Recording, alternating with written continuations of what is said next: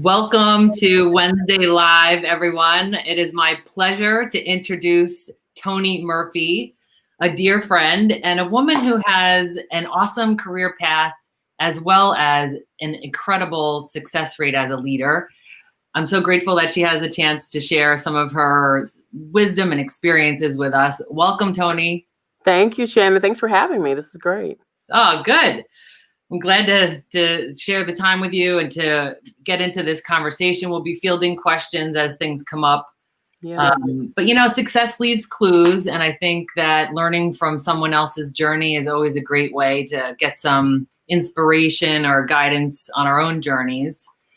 And Chadwick Boseman, God rest his soul. I was watching a video of him and Trevor Noah yesterday. And one of the things he said, it was soon after Black Panther came out. One of the things that he said is, it's important to be a hero in your own story. Yeah. And when I see your career story, I see you as a hero in your own story. And I look forward to hearing more about that.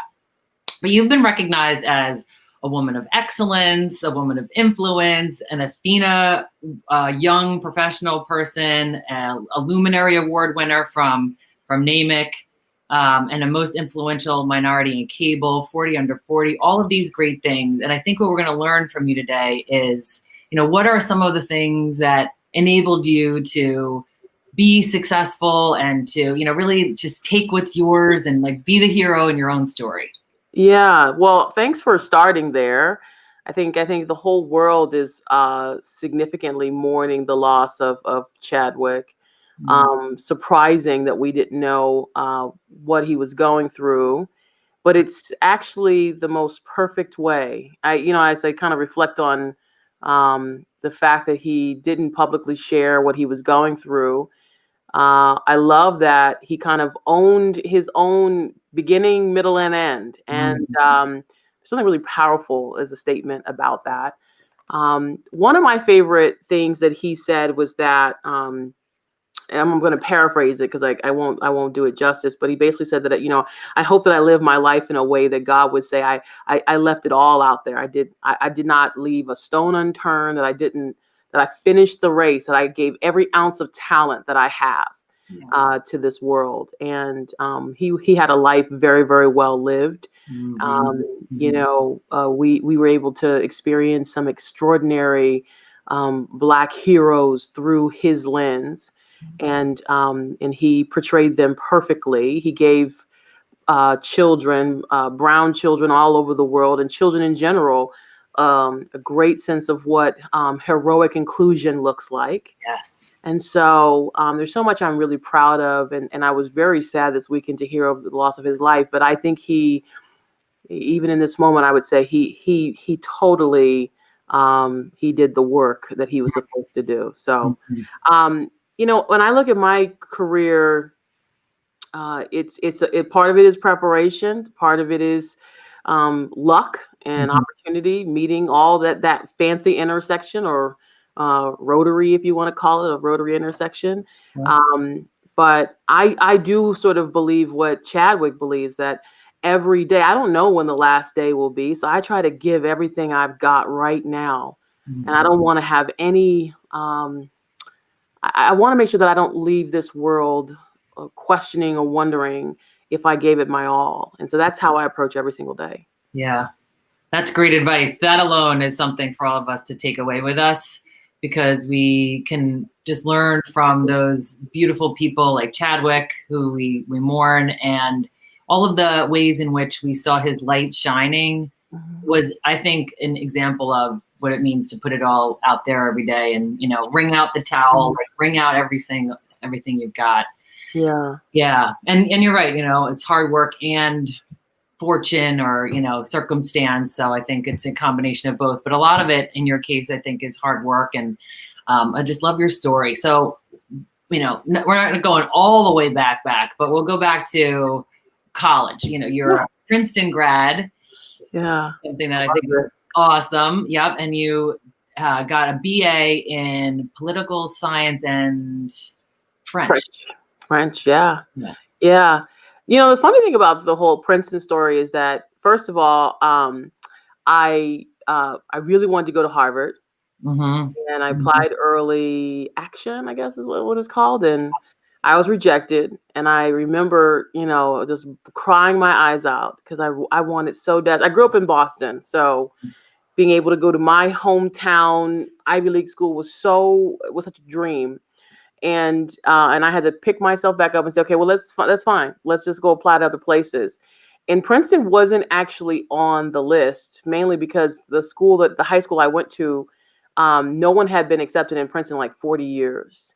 And so my guidance counselor kind of said, if you want to, you can, but it's going to be a waste of time because you're not going to get in. And I think even my parents said, this is a long shot. Like, do you really want to waste, because of each of those applications is like a $200 check you have to write. And Sure. so I really think I'm going to apply. I want to give myself a shot. And I remember the day I got that package, and the way Princeton used to do, I don't know if they still do it this way, but when they admit the students, they give you a package where there's an embossed word on the envelope that says yes. Oh. And it was just a really cool. I mean, I just remember that moment at the mailbox, and I couldn't believe it. I couldn't believe it. And going there was, when you walk on a campus like Princeton, where you have this beautiful Gothic architecture from the 1500s, and it's been around for, many years. And you've got world-renowned professors, international students that have gone to some of the best boarding schools and public schools all across the U.S. And you just being in the majesty of Princeton is an extraordinarily humbling experience. I remember thinking one day, I'm not going to succeed here.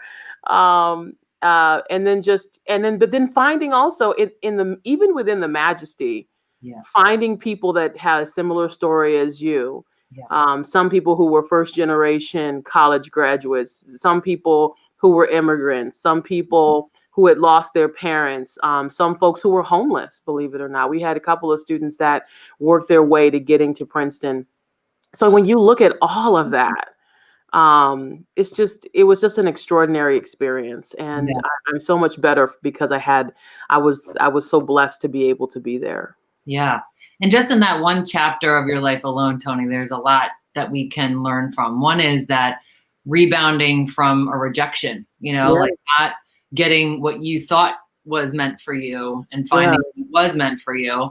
And then I think that embossed word of yes on that package is also something to carry with us, like to say yes to things that come our way, to find the yes in situations that seem like we're getting like a series of no's. Right. So I think that there's a lot there. And then you finding where you belong and like creating an environment where you were meant to be there and that people can benefit from you. Yeah. And, some folks ask me, where did I learn leadership? Princeton was probably the first place I learned leadership. And I'll just tell you a quick story. Sure.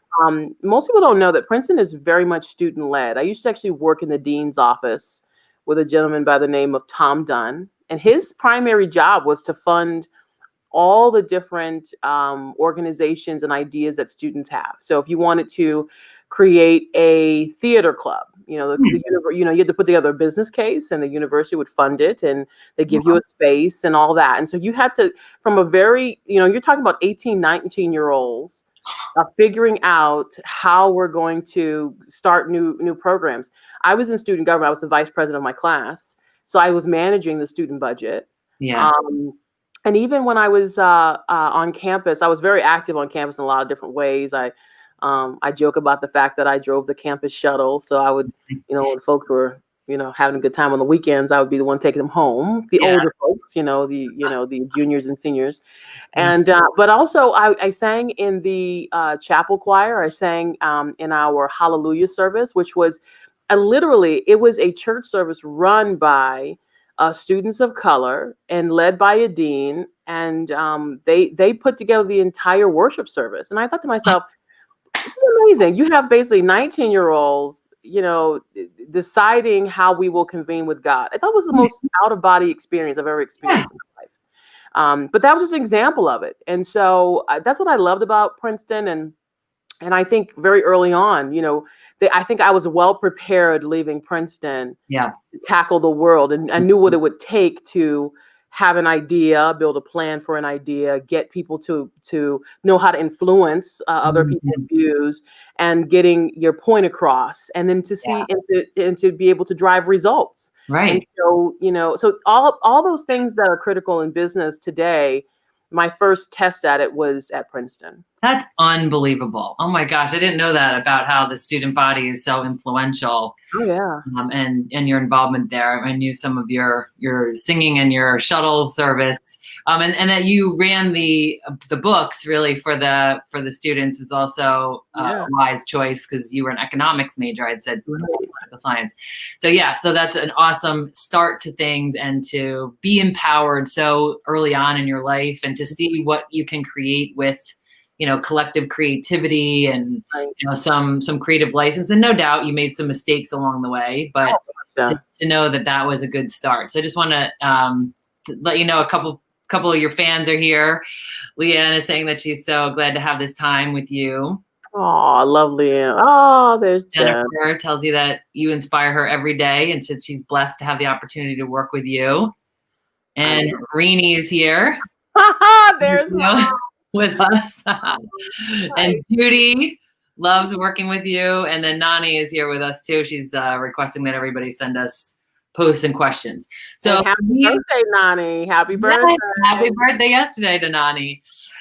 So you leave Princeton and do you go straight away to UBS Investments? Yeah, so while I was at Princeton, I did, again, one of the things I loved about Princeton was, they preach early and often that you need to start thinking about your career after school. So every year that I was at Princeton, I did a summer internship. And, a lot of companies come on campus and they recruit and all that jazz. So I had an opportunity to work at Goldman Sachs, Bank of America, and UBS. I also worked at the Department of the Treasury, actually the organization that funds small businesses. Oh, wow.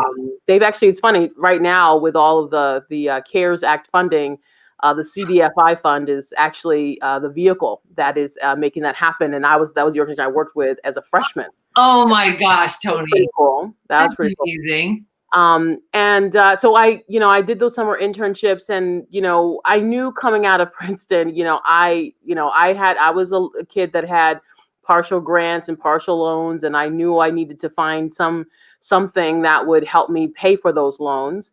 And so it was between management consulting, the Bains and BCGs of the world, the McKinseys, or to go back to Wall Street. And I really loved everything I had done on Wall Street. Yeah.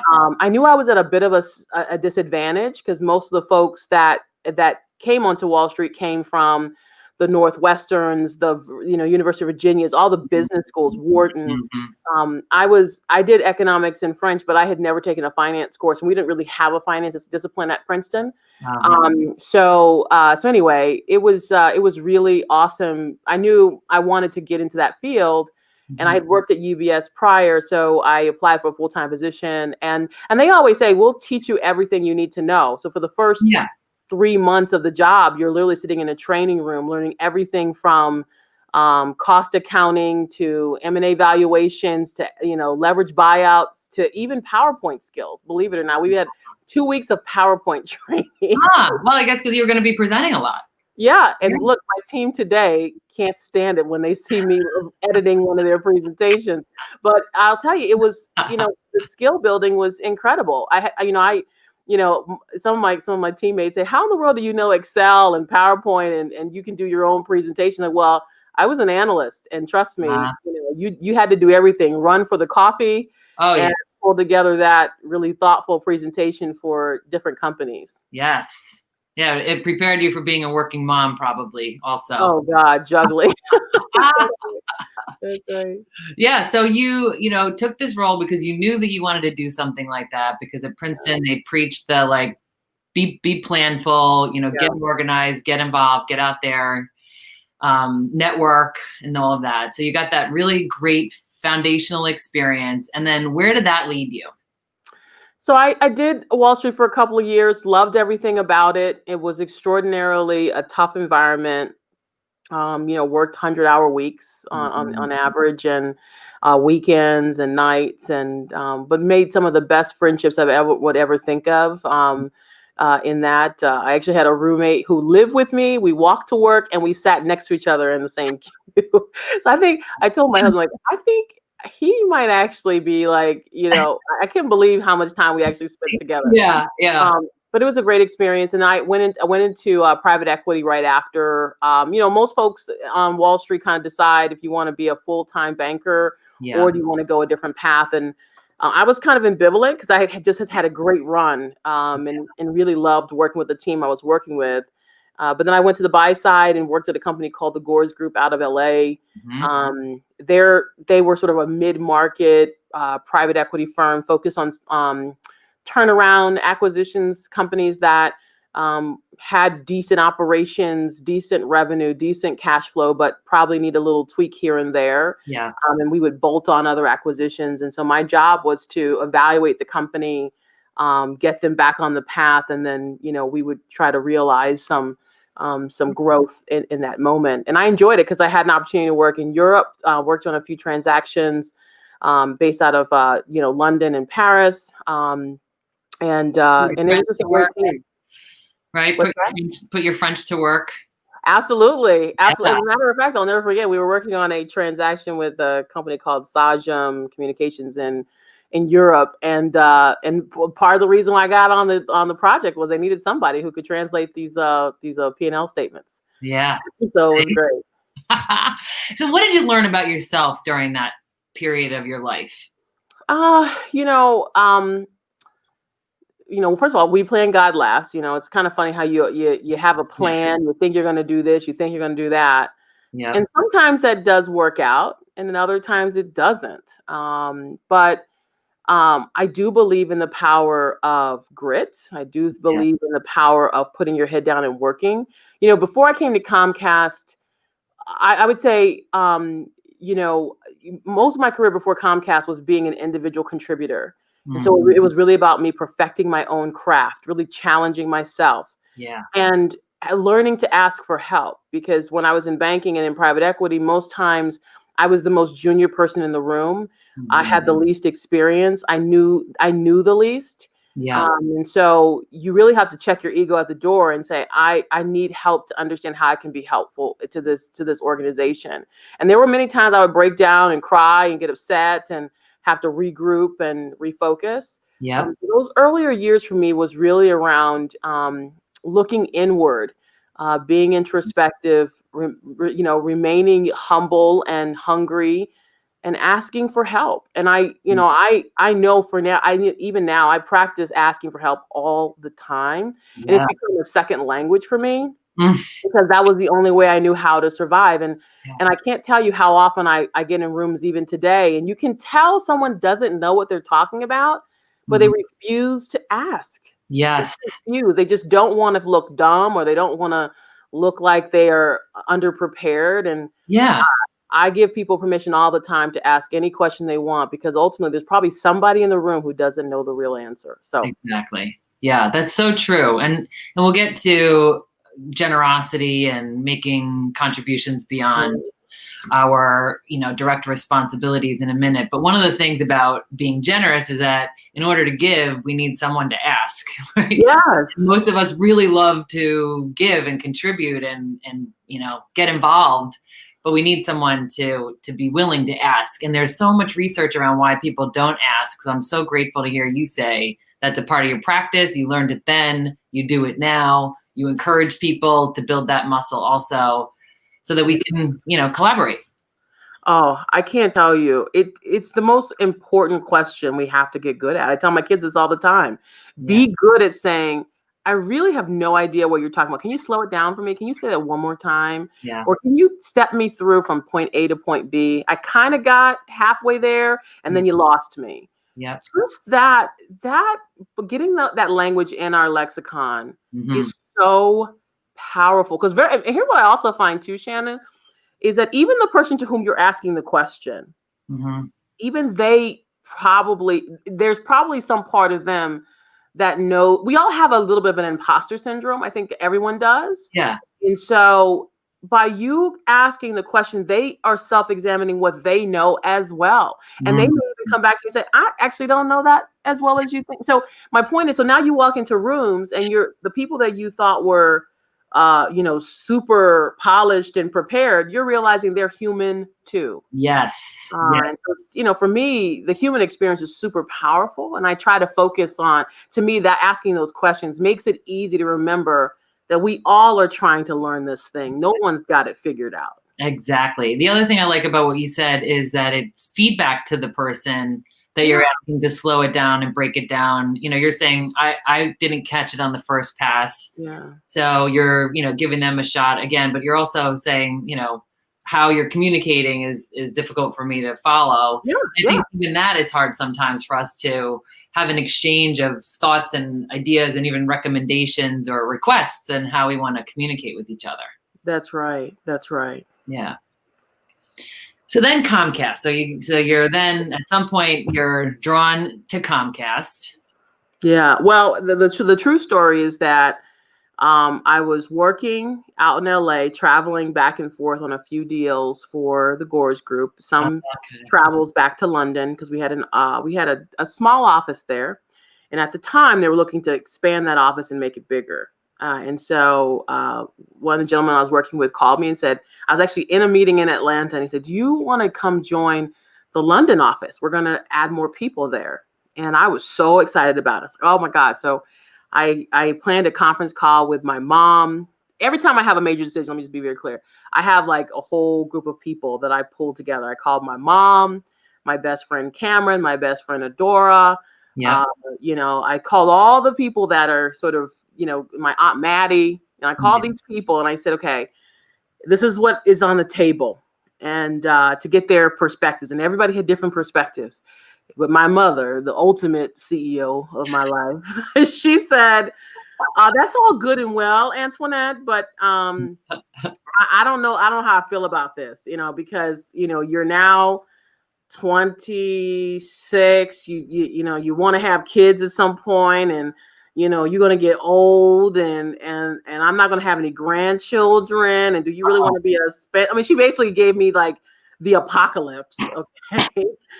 And she said, I think you need to look for something else. I just don't know if this is the right. She's like, so before you settle on it, if you're really passionate about it, you can go do it. But I'd like for you to look for something else here in the States. So at the time, my old boss at UBS, this guy, Jeff Sine, I called him and said, hey, I'm thinking about making a change and I want to get back close to the East Coast because where most of my family was. And so, Comcast, who was a client, at the time when I was at UBS, I worked on transactions for Comcast. So, they're looking to create a strategic planning M&A group inside the company that you could leverage all your skill sets. And he made the introduction, and that's how I ended up coming to Philadelphia. Wow. And, the 12 years later, the rest. Yeah. And then you bounced around a lot, geographically and in the different roles that you've acquired there and the ways in which you have found to serve. Yes. And the role you're in right now, you manage a huge P&L and millions of customers and hundreds of employees and, really big remit of responsibility. And so what would you say are some of the things that you've learned from previous bosses or just people you've had exposure to on the do's and the don'ts? Like let's start with the don'ts. Like what are some of the lessons that you learned, anonymously from people who behaved in ways that you were like, I will never operate like that as a leader? So, the first thing is that we work, we're best when we are convening and helping others. Mm-hmm. I don't, selfishness has never gotten anyone anywhere. I definitely know folks who. Let's put that on a poster. They posture as their collaborators. They posture as though they care about you, but at the end of the day, it's all about them. Yeah. And people can see right through that. Mm-hmm. So I would say that's definitely on the don't list. Yep. Also on the don't list is, assume that everything's going to come to you the way you want it to. Mm. I think my entire career has been an example. I would have never guessed I'd be doing this right now. And And so I think sometimes I listen to some of my mentees. I have all these folks who want to get time with me about their careers and they want help and support. But then in their language, they'll publicly say, I really want career advancement. I really want to take that next hill. I really want bigger scope and responsibility. Sure. But then after that statement, they tell you all the things they won't do. I won't move. I won't go into this field. I love only this. I only want to work with these types of people. So they give you the world. Yeah. And then they basically tell you why the world is only this big. Yeah, exactly. And so that's completely on the don't list. Yes. I believe, first of all, I fundamentally, and people know I say this a lot, I believe in the increase. Yeah. I believe that the world is abundant, that there's so much abundance. Mm-hmm. And so I operate from a space of abundance. Why can't I do this? Or why can't I try something else? Mm-hmm. And so for me, and I'm not saying like, I when I say this, I know that there's someone out there probably saying, I can't go from being a doctor to being a dancer on Dancing with the Stars. I get that. That's not what I'm talking about. Yeah. But what about, if you love singing and you could, instead of being a singer, maybe you can be a songwriter? Or what if you decided to be a producer of songs? Or what if you decided that you're going to start a nonprofit to allow children to sing and find their voice through singing? You see what I mean? That there's that there's lots of prisms, and we just have to be able to shape the prism by which through which we look at the world. And so that's been the biggest aha. In the 12 years I've been at Comcast, I've worked in our headquarters division, all three of our company divisions. I've worked all across the United States. I've managed small teams, big teams. I've been in engineering and project management and sales. And people look at my career and say, does she even know what she can do? Yeah, who is this crazy lady? I mean, that's what you probably would look at. Like, she doesn't know who she is. But part of it is by design, that I'm trying to open my mind and be open to however I'm going to greet life however life shows up for me. Right. And I'm going to start from a place of yes. Yes. I'm going to start from a place of embossed letter from Princeton is like it's like embossed on your life. I love that. And that abundance, like the cup overflows. Yes. There's more than enough. And I think that is a mindset, Toni, that just cascades throughout your life and anyone else who has a successful life, because what you're saying is there's always more than enough. So when you're feeling that scarcity, it's either a matter of your mind or you just haven't found the right, place to drink from.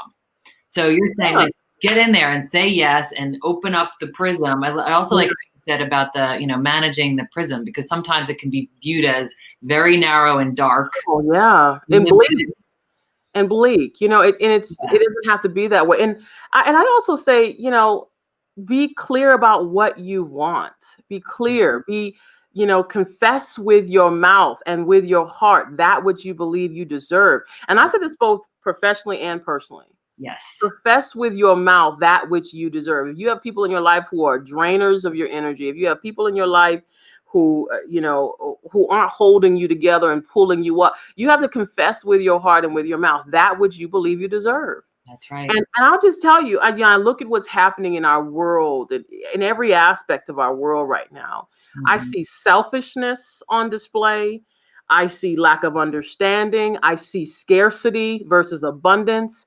I see, a fear versus hope. I'm seeing so much of the things that are diminishing to what the earth has given us. And I think we need to fight against it. We need to fight against all of those.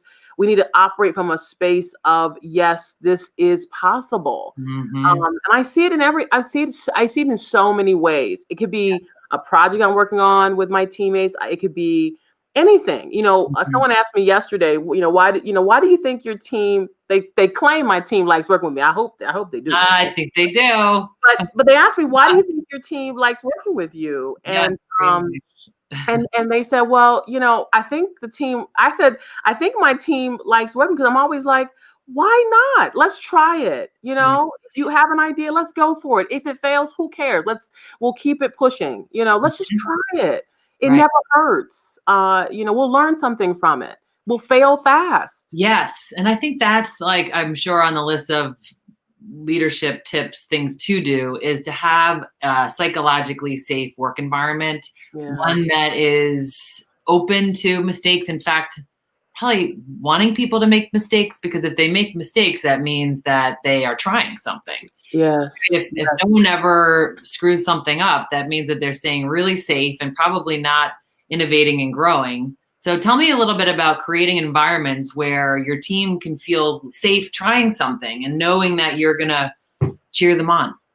So the first thing I would say in my world, so I lead a very large organization. As you said, I have 10 direct reports on my 10 directors, super sharp team. I'll just say this publicly. I'm literally having the time of my life. I'm extraordinarily blessed for the moment I'm experiencing. I probably needed them more than they needed me.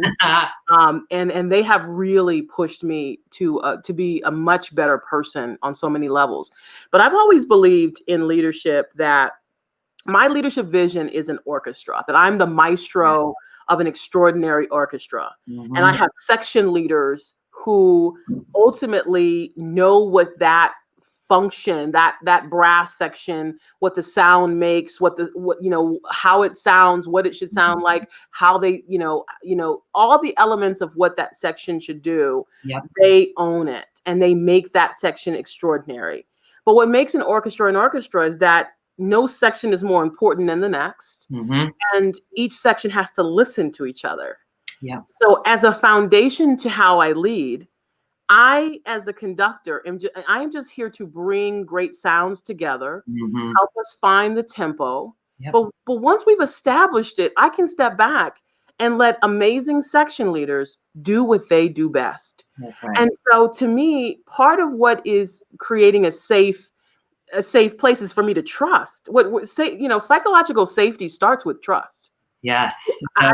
I trust, you can trust me that you can say whatever you want, good, bad, or indifferent. Yeah. I'll love you through it. We're going to be friends after this conversation. Yep. I'm going to trust you if you believe it's right for the business, I'm going to trust you to try it. And I'm not going to penalize you because you tried. Yeah. And then the third thing about trust is that when the going gets tough and when the naysayers come, because they always do, I'm going to be the first person to back you up. I'm going to be your wingman. Yeah. And I think that is what has made our working environment so incredibly special. They know I've got their back. Yep. They know I'm going to push them. But I also know that I can give them custody of the business and they're not going to destroy it. I know they won't, because they care about it just as much as I do.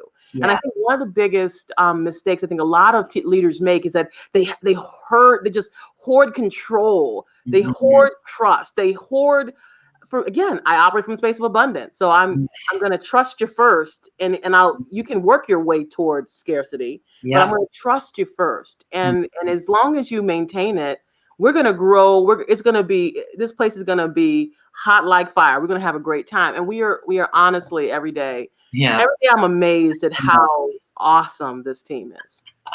You all do have a ton of fun. As hard as you work, really hard, you do have a lot of fun. And Becky's in agreement here. She's saying it's very true that you have a great team and that everybody works really hard together and that you're a great leader and always have their backs.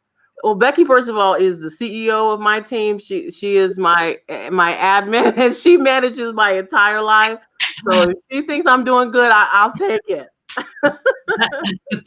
That's a victory. Well done. Oh my gosh. So what I like about your career path and your story and the way you've described it is it doesn't matter really where you are. A leader is a leader wherever you go. So you take that everywhere you go, in every role that you assume, in all of the different areas of your life, as a family member, as a leader in an organization, as a leader in your community, as a leader among your friends. That's like, I think it's not situationally specific for us to be effective leaders.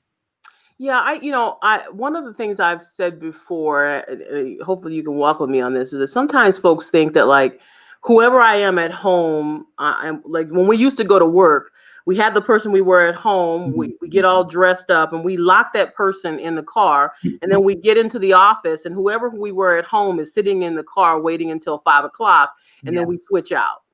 And I am a huge believer in work-life integration. I'm also a big believer in leadership integration. That the person I am as a mother, the person that I am as a Comcast employee or as a person engaged in the community, they're the same person. It's the same person. Yeah. And I'm trusting that I can be my full self in every sense of the word. And leadership follows that same concept, that every day, the coaching I'm doing with my teammates, it'd be terrible for me not to give that same injection of inspiration and motivation to it would be a shame if I didn't do that for my children and my husband and my siblings and my cousins. It would be a shame if I didn't do that same level of engage that same level of inspiration for the community leaders that I work with every day to move the city of Pittsburgh forward. Yeah. So it would be a shame if I didn't do that with all of my friends that are,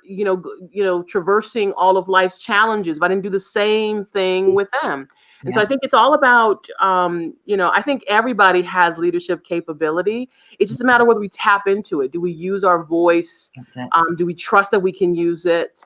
Are we okay with failure? Even if you say the wrong thing, that you can get up and recover quickly. Yeah. So yeah, I think leadership is so important. We need more of it. We need more powerful voices in the world, not less. I believe that. Yes. My mom always says, and look, she's been probably, one of the greatest leaders in my life, but she always talks about the sun. One of her favorite things talk about how big the sun is. The sun is huge. The sun covers, while we're sitting right here, the same sun that's cascading over you is the same sun that's going to be over Hawaii in a few hours. And just think how amazing that is. So her point is that if the sun can cascade over thousands and thousands of miles, there is room for everyone to have light. Yes. Yes. So true. And I think that's a part of a leader's job too, is to pull people out into the light, like give people something to, a way to get exposure, a way to get recognized, or a way to even to see their own light. Sometimes that's your job. But just to go back to the point you were saying about the integration of, the areas of our lives, I completely agree with you. And I think that, it's challenging when people have the belief that it's two separate lives. And a question to ask yourself was like, how many heartbeats do you have? That's right. Right. I mean, you're one person and you bring all of that with you everywhere you go. And like what you were saying earlier about the practice of asking for help, you encourage your children to do that. You encourage your team to do that. You encourage yourself to do that. That's right. The more we can find these nuggets of, what works and what enables me to be fully self-expressed, for me to be, able to request what works for me, and for me to build like healthy relationships built on authenticity. Yeah. That's the name of the game. Because otherwise it's just a lot of work. It is. And it's also draining to have to pretend that you're somebody different. Yeah. And look, I think the one thing I don't want to lose sight that leadership is hard. Oh yeah. Leading is hard. And and I'm not without mistakes. I've made plenty. I've said some of the wrong, there are still moments where I go back to moments in time where I shouldn't have said this or I shouldn't have done that. There have been moments I've had to make hard decisions that keep me up at night. And, I recently had something happen where, I had something happen professionally. But the next day I had to get up and put on a smile and show positivity. And I got dinged for it because some folks felt like she didn't even appreciate what we just went through. And what they couldn't see is that, in my own quiet space, I was crying. I was feeling bad. I was, second guessing myself. Sure. And, as a leader, sometimes we're not able to fully, when we're trying to be pillars of strength for other people, very often people don't necessarily see me. They see me as the vessel. They don't see me as the person. That even I have guilt and shame and sadness, and so all those things. We all, so yeah, it's a very complex matter, and but the beauty of life is that it's about perfecting the process. You'll never be perfect, but it's that constant desire to get better, and that's what I've enjoyed about the journey. Thank you for sharing that, Toni. It's really important for everybody to hear that even the greatest of leaders like you have their own, you're human. You're just, what you just shared with us is you're human. And we knew that, but to be reminded of that is really helpful, because then it gives us opportunities to have more grace with ourselves, to give more grace to other people. And when somebody's putting on their pillar of strength for the benefit of the culture or the team or the situation, to recognize that as a choice that they have made for a reason, right? And to reach out maybe personally and find out like what else might be going on, but to not judge. I think, what I'm also hearing you say is like judgment hurts. And then the more we can just allow ourselves to be and express ourselves, the better. Yeah. We're getting some acknowledgement here from Leanne. She's saying, love this. I'm a whole person and I bring all of me all the time. And I don't know how anyone can slice and dice their own life. Well said. Yeah. Well said. Colleen says to us, always inspirational and shares practical advice from experience. Thank you. That's awesome. Yeah. That's so awesome. Yeah, really good stuff. And just, the challenges that we have between the external and the internal, and like, how do we unpack that? And then giving ourselves permission to feel what we're feeling too is something I heard you say. Yeah, really important. So some of what were you going to say, something? No, go ahead. Okay. So the do's and the don'ts. So some of the do's I heard you say was to build trust. Yes. In building trust, Toni, economics person, I think this like a visual came to my mind, which is around a bank account. And like in our relationships, in that trust building, I think we're making deposits, when we follow through on something, or we offer constructive feedback, or we make ourselves available to someone, or even when we admit our mistakes. I think those are all deposits. And then if we unintentionally do something that has hurt someone or has, been an overstep, it's a withdrawal, but at least, you have equity. So I think it's the name of the game here in leadership and in life really is to build equity in all of your accounts. It's not so that you have it to take a withdrawal, but more so just because it's the right thing to do. It feels good. And it is helpful in the event that you take a withdrawal. I think that's right. And so I think it's important to note that I lead one of the most successful teams in the business. They crush every goal and metric that's put before us. This team is at the top of the leader stack. And folks will say or ask me, how'd you do it? Is it through brute force and rah?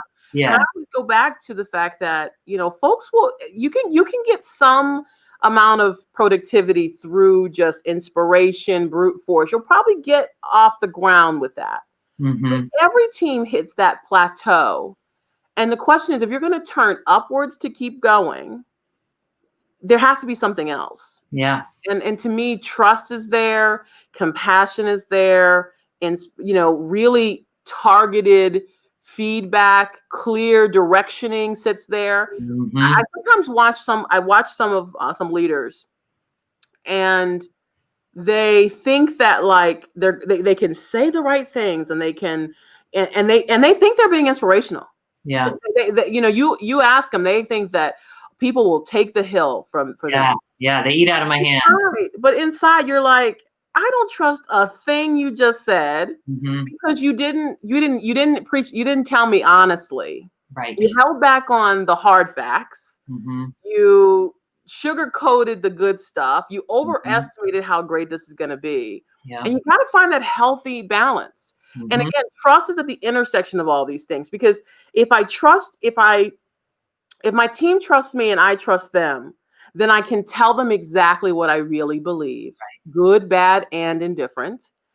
I can give them inspiration that is grounded in reality, but also has some vision for where we're trying to go. And we can have a conversation around when things get off the rails. Yeah. We can address what's really going on. Mm-hmm. And I think some leaders struggle with that. They want to be so perfect. They want people to listen to their words, but they don't realize that folks are watching everything. They're watching what you're like when the thing goes bad. Who are you really? Yes. When you're having a sidebar or water cooler conversation, what are you really saying? Mm-hmm. And why weren't you willing to say that in front of me? Yep. And so all of those things, to me, all those intersections tell more of a story than who you thought you were. Totally. And at the end of the day, people are really watching for who are you really? Mm-hmm. Who are you really when this camera goes off? And so I've tried very hard to bring that fullness of that person, whether I have good news to share, bad news to share, whether I have a hard task that I have to give to you.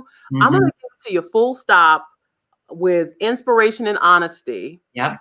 I'm going to give you an opportunity to push back on me. Mm-hmm. I'm going to ask, I'm still going to call you higher. And we're going to get to a good place, not because I want you to nod with me. I want you to believe it for yourself. So I can't have you believe it for yourself if I'm only giving you half the story, or I'm telling you, I'm serving you what I think you want to hear. Yes. So I've just been very and it takes courage to do that as a leader. I'm not kidding you. I can't tell you, in my career, I've done a ton of restructures.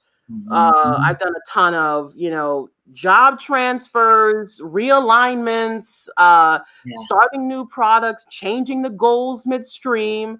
I've done all of those things, and they are not easy.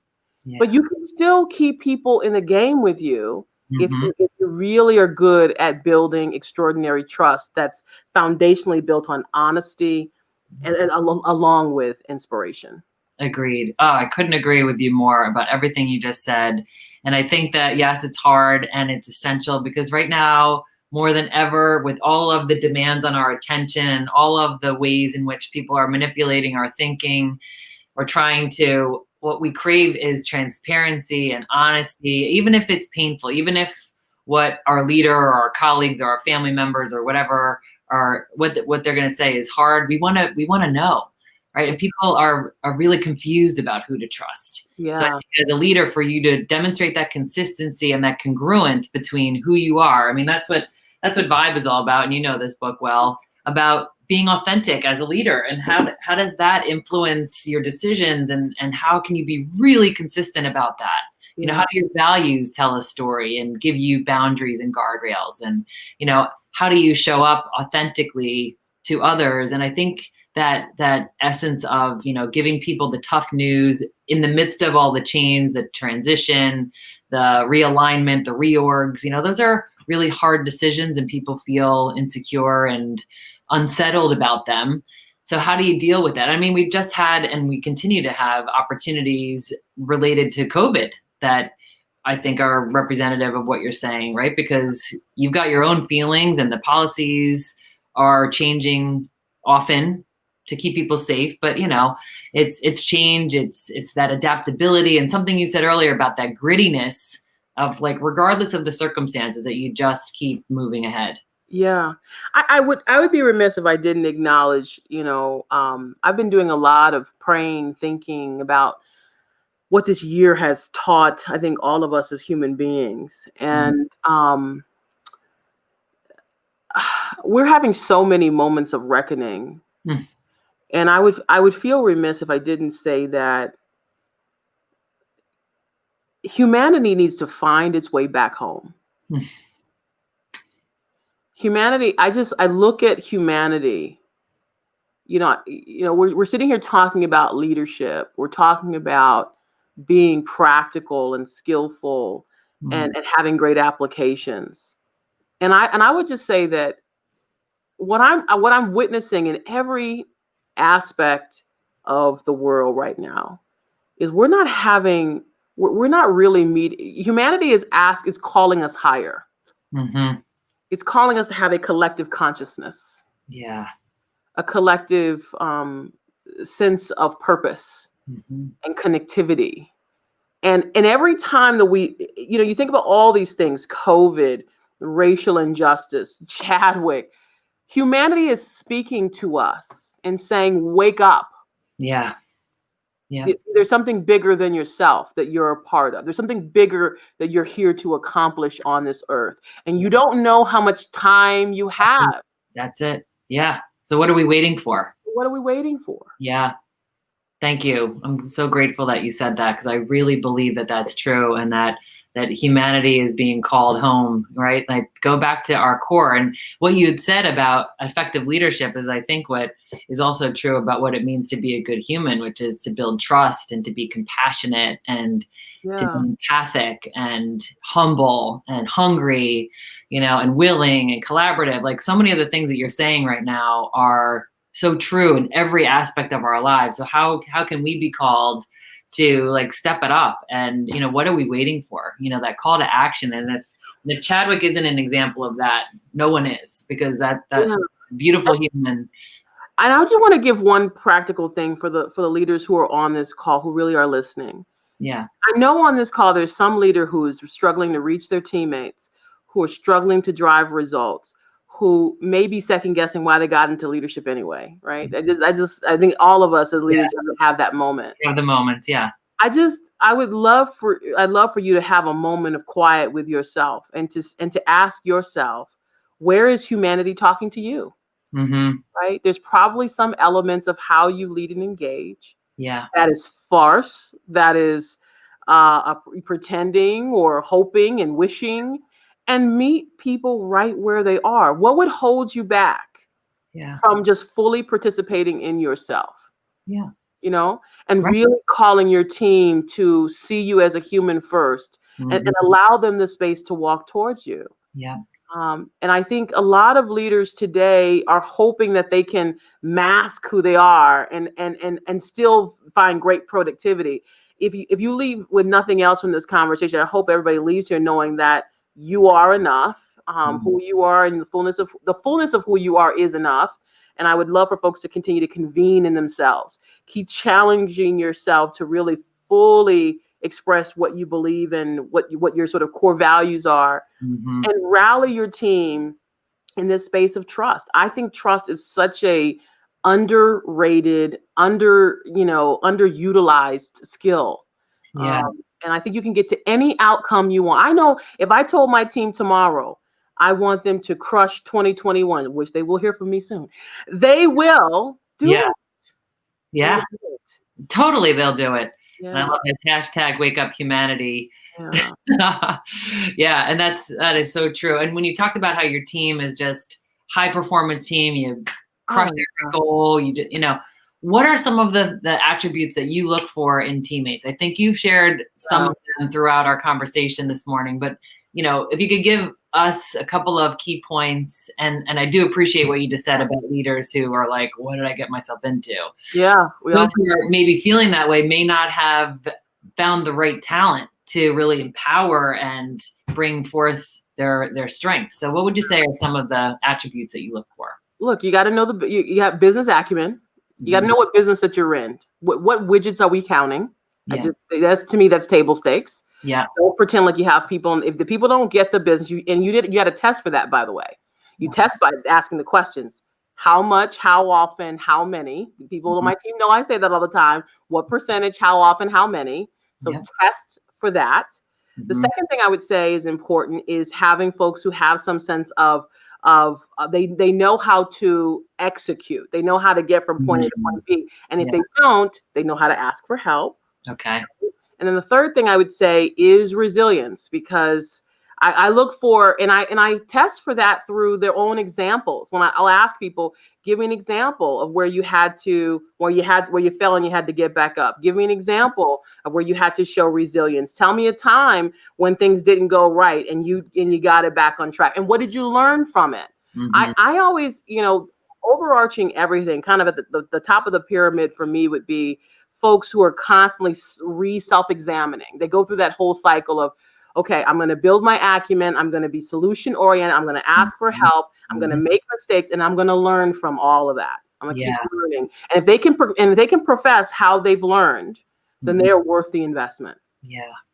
Oh, good stuff. I Yeah. hope everybody's taking notes here, Toni. That is really valuable. That drive and that willingness to ask for help Yeah. and the business acumen, and then testing them and knowing that, that's going to help you to see the honesty of the situation and really encourage them to go for those things. And, some of that is learned behavior and some of that is organic.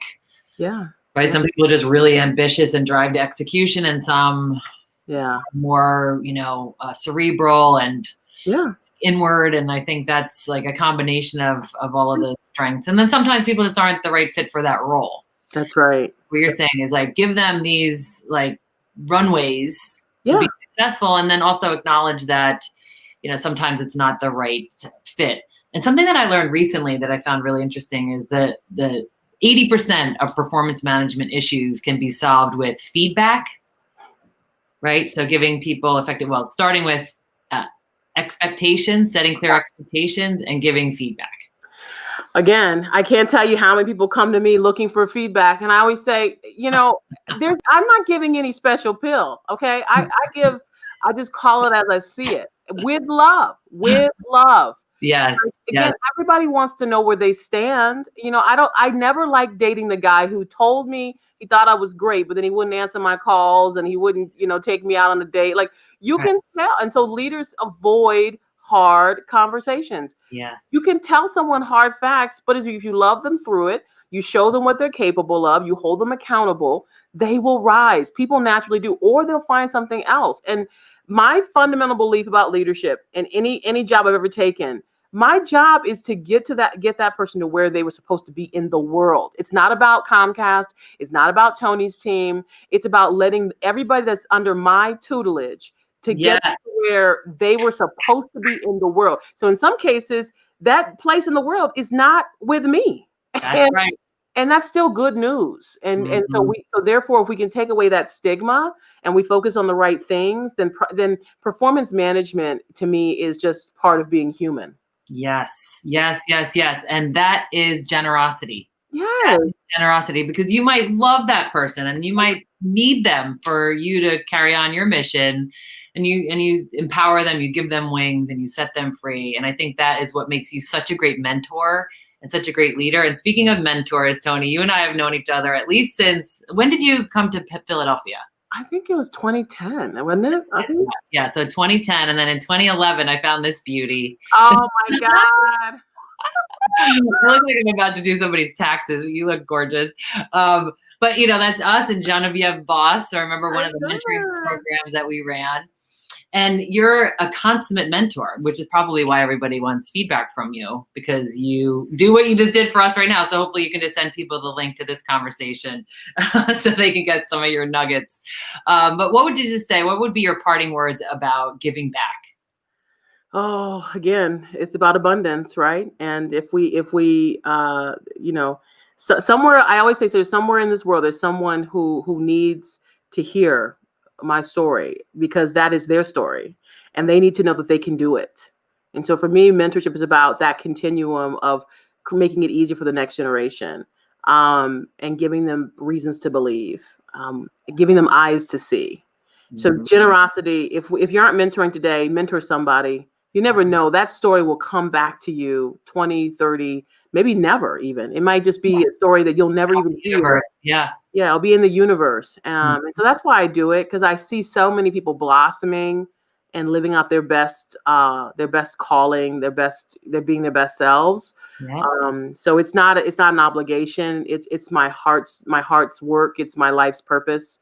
It's how I will have a legacy. And I certainly think that anyone who has a big heart should want to give to anyone, whether related to you at work or in the community.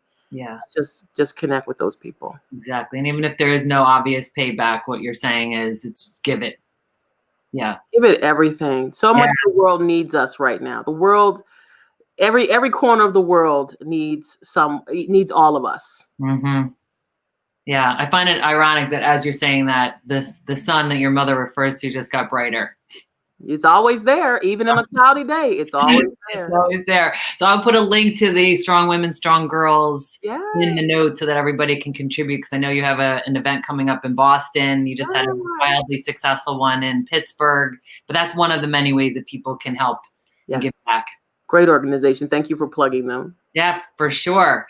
Well, thank you for being here. I think we've got a couple of, lots of love to you. All boils down to communication. Becky's saying that she loves it. Nani's chiming in and saying that she's so grateful for you and your contributions. So really great stuff. Thanks everybody for joining us today. And above all, Toni, thank you. Thank you guys. Have a great day. All right, you too. Thanks.